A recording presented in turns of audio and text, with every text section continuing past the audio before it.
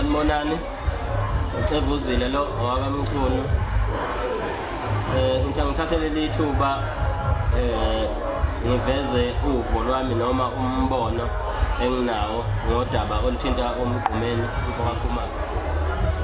La njengomuntu okhulele ekhaya futhi wafundiswa wakwazi ukuthi acabange ngendlela okuyiyona futhi ke ngisendimeni kaMaskandi.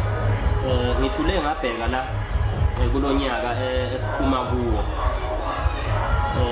odabeni oluthinta umgqumeni ukuthi njalo umgqumeni makuwusuku akahamba ngale emhlabeni siyaye sibe busy sifake izithombe zakhe kuma status nako Facebook sibhale ngaye social media nje yonke senze lokho nalokho okukhombisa ukuthi sihlonipha ubuqhawe bakhe. Kodwa kukhona la ehamba ngathinteka khona mina njengeciko kaMaskandi.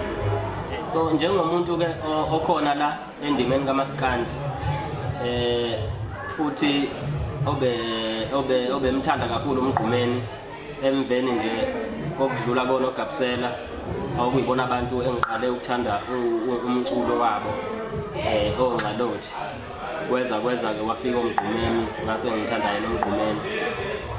So ngithi mangibheka ngiyabona ukuthi ubulungiswa asibenzi ngoba umgqumeni bawuthathile umculo bawubeka ezingeni eliphezulu benomtshengiseni wagcwensa. I-idea ke umbono enginawo nengifisayo ukuthi isizwe sonke siwamukele sibambisane phezulu kwawo lo mbono lo ngoba nginesifiso sokuthi nge-19 zika December lezokwadlula ngazo umgqumeni emhlabeni. Nginesifiso sokuthi kube khona okuthile esikwenzayo esikwenzela izingane zikaMgqumeni. Nginombono ke la ukuthi njengeqhawe umgqumeni besibukela kulona futhi silithanda liwukhuphulile futhi noMaskandi lawubeka ezingeni eliphezulu ukuthi bekunganjani ukuthi njalo nge-19 December senze okwehlukile okuzojabulisa izingane zikaMgqumeni zibone nazo ukuthi beyizalwa iqhawe ebelithandwa abantu abacabangayo abanengqondo. Okuyisifiso sami esikhulu ukuthi sixhasane siphose itshe esivivaneni elizolekelela izingane zikaMgqumeni zijabule nazo kanye nathi ngoDisemba ngoba njengoba sikhona sewobhuti emakhaya akithi izingane zakithi ziyajabula masifika namaswidi sifika nenyama sifika nani. So ke ezinganeni zikaMgqumeni ke sithule sithini.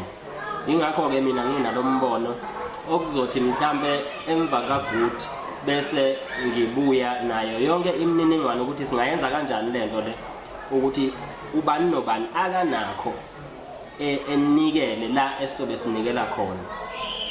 Sekuvamisile ukuthi mhlambe abantu beqole abantu ngegama leciko elithile.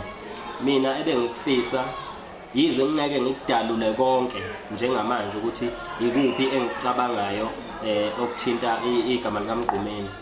Kodwa nje emva kaGood ngiyozama ukuthi kutholakale zonke izingane zikaMgqumeni okuyizona kahle engifisa ukuthi zijabule ngalolu suku lwe-19. Zitholakale sikwazi ukuthi yini esingayiphosa and la esiyobe siphosa khona nanombani ophosile okuthile kuyovela kwi-statement ukuthi nangu sibani bani waphosa into engaka nangu sibani bani waphosa into engaka nangu sibani bani waphosa into engaka ukuze abantu bengathi egcineni mhlawumbe uCevuzile ebezofuna okuthile la ngegama likaMgqumeni. So yonke into iyowela ezinganeni zikaMgqumeni hayi ephaketheni likaCevuzile hayi ebhenki likaCevuzile. So mase kuhlanganiswe kahle mase ngihlanganise kahle izingane zikaMgqumeni ilapho ke siyobe sesiqhamuka nayo yonke imininingwane cha nakho la esifisa ukuthi nobani othintekayo ozelwe ekhaya onezingane ojabulayo mayebona izingane zakhe zidla sicabangeke lezi kaMgqumeni esingazazi ukuthi zikuziphi intaba and zidlala naye khona njengeqhawe ke esasilithanda. So ke ngiyafisa ukuthi nanombani obukayo le video adlulisele kwabanye abazothinteka, ngaba osomabhizinisi, ngaba omasipala, kodwa nje okuyisifiso sami ukuthi izingane zakhe zigcine zibonile ubuqhawe bakhe, because uhambe emhlabeni ezinye yisencane. Even amaciko abangoza kwethu uqobo kungenzeka ukuba abanye bebenayo le idea, kodwa mhlambe bayesaba ukuyethula ngezimo ezithile zokuthi mhlambe kumele kuphume emaphaketheni abo noma kanjani. Cha, ingakho mina nginenxa wonke umuntu okhona la eSouth Africa. So ngiyafisa ukuthi noza kwethu le video mayiphuma sikhombise uthando lomculo wamaskandi, sishare, siphose einkundleni zethu, sibambisane futhi nawo amaciko, sikwazi ukuphosa lokho esikuphosayo, kuphinde kwamukele futhi nezinto ezivela emphakathini, sikwazi ukuthi nge-19 sihambe siyokwethulela izingane zikaMgqumeni. Ngiyacabanga ukuthi uMgqumeni ebeyiciko eliphezulu kakhulu, elisezingeni lithandwa futhi iSouth Africa yonke, kodwa ngesimo sokuthi ngalezi izikhathi bebephila kuzona bebengakwazi ukuthi bebheke ngenye indlela la emculweni ukuthi njengamanje ikuphi mhlambe esingakwenza. So esikhathini samanje thina njengathi esikhona samaciko manje sesiyakwazi ukuthi sihlelele izinto zethu eziyimicimbi ezizokwazi ukusiphilisa, mhlambe futhi eziyophilisa nezingane zethu noma singasekho. Njengoba kade nibona nje ngicebozile ngenze umcimbi lapha eNcekwane kwaBhuquza Mhlathuza, ijabulele ekhaya music festival. Lokho ukuthuthukisa wona umculo kaMaskandi and nokubona isupport oyithola kubantu bangakini ukuthi ingakanani. So ke kusukuma mina ke njengamanje ngiveza lo mbono ingoba ngifuna kube khona into ekhona la emhlabeni negama lika Mgqumeni. Ngeke uMgqumeni asebenze kangaka, asebenze umculo kaMaskandi ethanda izwe lonke bese kuvele kuyashabalala nje ngaye kanjalo, sibhale ngaye nje kuphela ngosuku akadlula ngalo, kungabi bikho okuphathekayo nokumlando omkhulu owenzakalayo ngalolu suku lolo.